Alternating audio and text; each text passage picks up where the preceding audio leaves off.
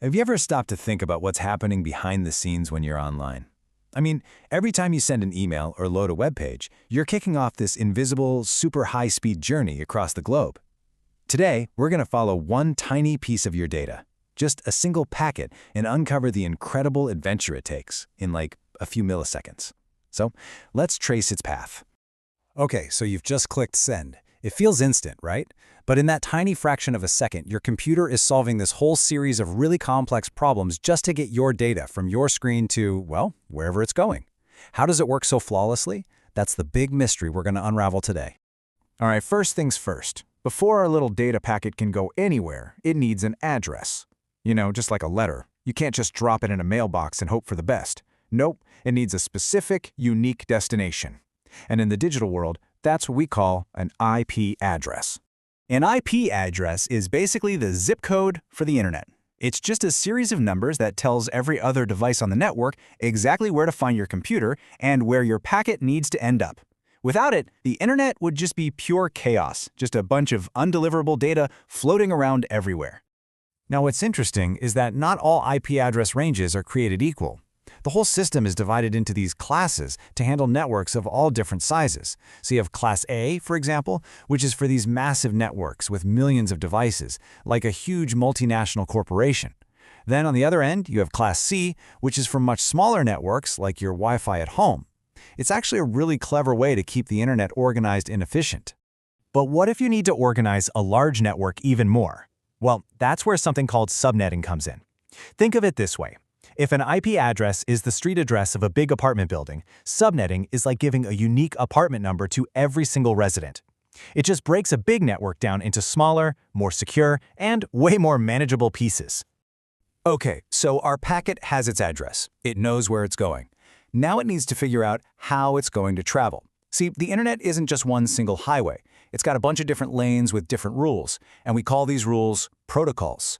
And this brings us to a really crucial choice. What's the priority here? Is it getting there as fast as possible, even if a few pieces of data might get lost along the way?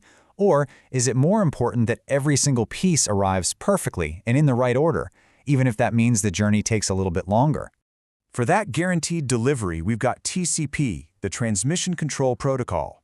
And you can see here its header is like a super detailed shipping label that travels right along with the data. It's got sequence numbers to keep everything in order, acknowledgements to confirm that things arrived, and a checksum to make sure nothing got corrupted. It's really the cautious, super careful courier of the internet.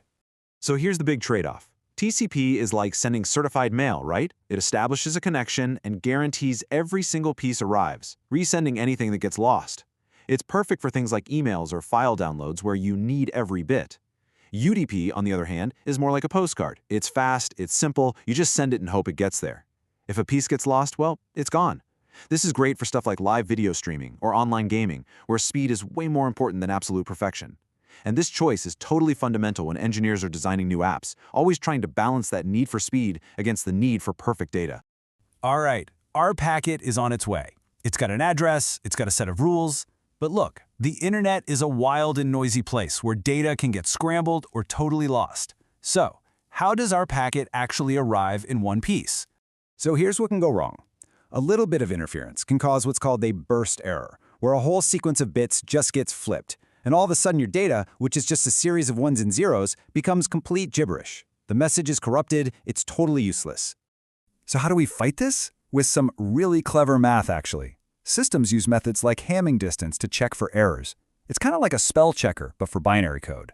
By adding these extra, carefully calculated bits to the data, the computer on the other end can often tell if an error happened, and sometimes it can even figure out which bit is wrong and just fix it on the spot.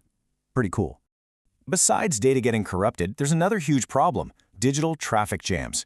I mean, a fast computer could easily flood a slower one with way too much data, causing packets to get dropped left and right. This is where flow control comes in. It's basically the internet's traffic management system. A really simple example of this is the stop and wait protocol. As you can see, the sender sends one packet, and then it just stops. It waits for a confirmation, we call it an ACK, from the receiver before it even thinks about sending the next one. It's a very careful, step-by-step process that makes sure the receiver never gets overwhelmed. It might not be the fastest way to do things, but you know what? It's reliable. So our packet can handle errors. and it can handle traffic jams. But there's one more big challenge. It has to share the network with millions and millions of other packets. How does everybody get a turn to talk without it just turning into total chaos? Well, one of the earliest solutions was a system called pure ALOHA, and the rule was simple. There were no rules. Anybody could transmit data whenever they felt like it. As you can probably imagine, this is like a room where everyone is just shouting at once. Packets constantly collide, their data gets corrupted, and they have to be sent all over again. It's simple, sure, but not very efficient. So, an improvement on this is a system called slotted ALOHA.